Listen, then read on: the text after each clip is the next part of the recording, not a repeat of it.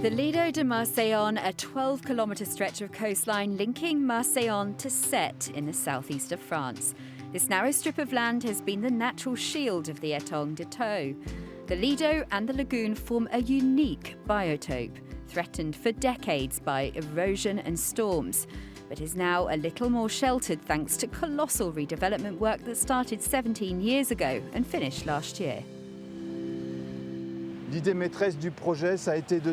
main idea of the project was to say that we're not going to carry out work to fight against the sea and erosion. On the contrary, we're going to try to deal with them. We're going to give the sea back its space, and to do that, we're going to move the road and reconstruct a 70-metre wide beach with these dunes to protect it. These are the artificial dunes that have been created. The project also includes, among other things, a new cycle track, landscaped car parks and a new road next to the railway line. The total budget for the project amounts to €55 million, of which 28% is provided by the EU cohesion policy and the remaining 72% by the French state. The stakes are high to protect the Lido de Marseillan, as the Thau lagoon is renowned for oyster and shellfish farming. The lagoon alone provides 80% of the French production of Mediterranean oysters and mussels. If the Lido was to disappear and the sea, which is more salty, took over it, then it would endanger the ecosystem and the economy.